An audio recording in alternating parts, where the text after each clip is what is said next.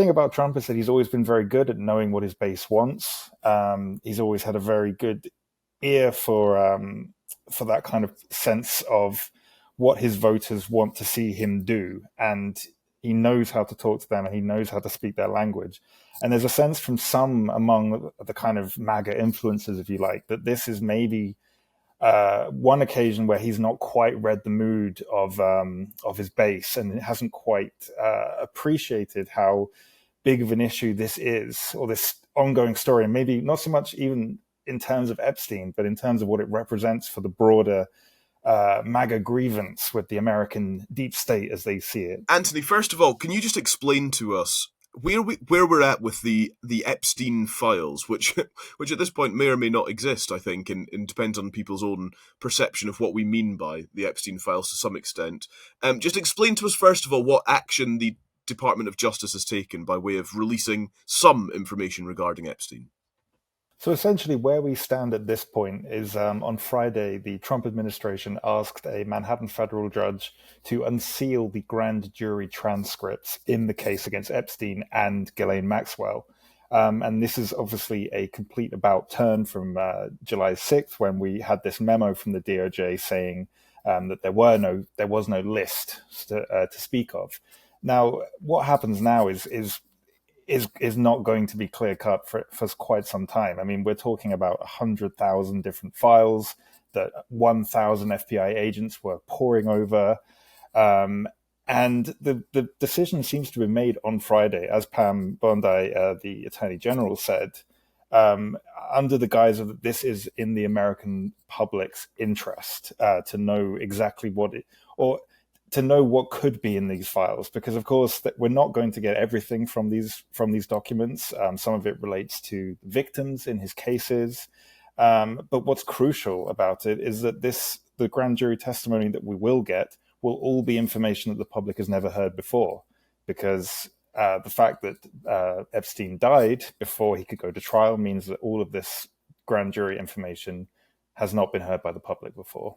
At this point, Anthony, do we have an understanding of when this will all happen, how much process there is, when we will have the information?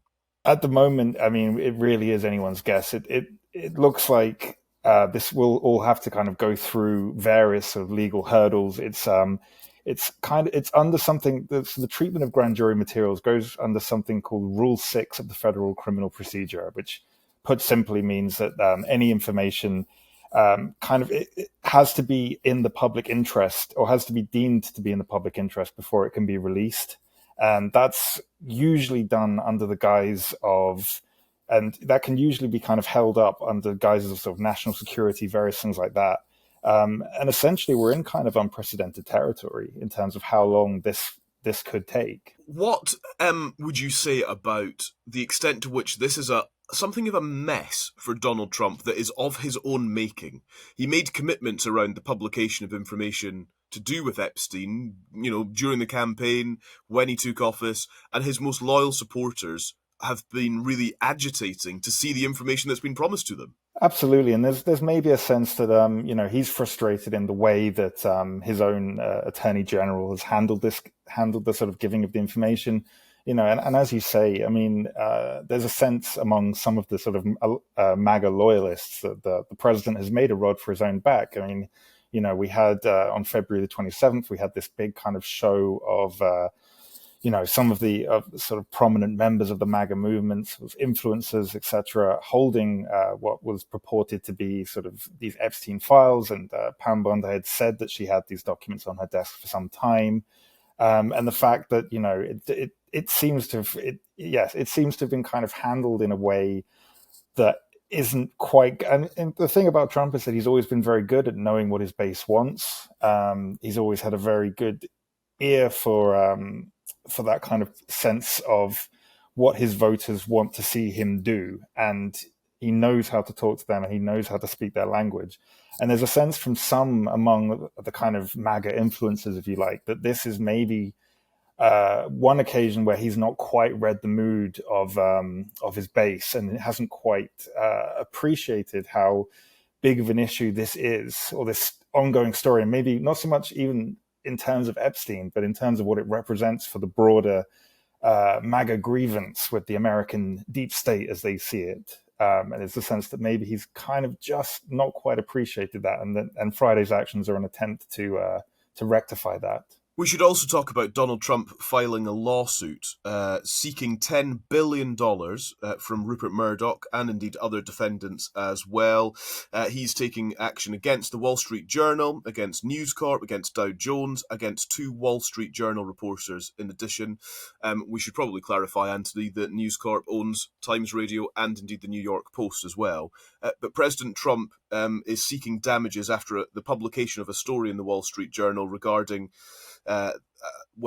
allegations that he sent a letter to Jeffrey Epstein. Just tell us why Trump is taking this action. On what's he saying about it? Absolutely. So, in brief, this story that appeared in the Wall Street Journal on Thursday relates to an alleged letter that President Trump sent to Jeffrey Epstein for his 50th birthday in 2003. This letter allegedly features lewd drawings, drawings of naked women, etc., and certain sort of cryptic lines about secrets, etc. And yes, to make very clear, President Trump has, in his filing in a Miami court on Friday, has essentially said that the letter is not only fake, but also that a real letter to Epstein does not exist.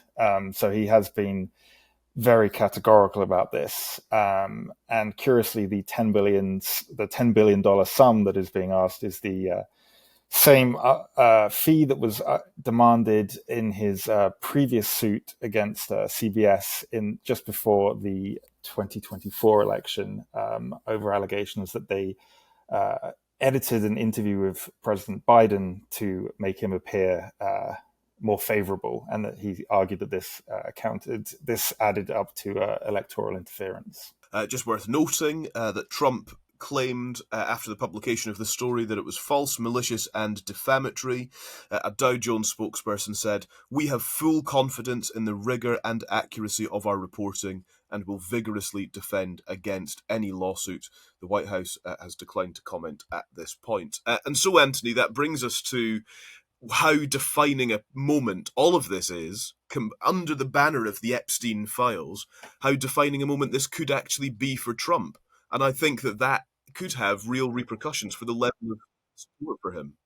No, absolutely. And there's a sense that, I mean, Trump has, he's encountered obstacles before, and he's always been able to kind of win his base back around. And I think a lot of people wrote him off in 2020 when he lost to Biden, and he was able to completely reinvent himself politically. And then, not only do that and not only win against the odds in 2024, but also carve out an administration that is much more filled with his loyalists. So it will be very interesting to see what happens. And, if he can, if enough testimony, I think it depends what, maybe a lot of Trump supporters are expecting something that just does not exist. And maybe there's an argument that Trump oversold what he could deliver on the campaign trail. He wouldn't be the first politician to do that. He wouldn't be the first presidential candidate to do that.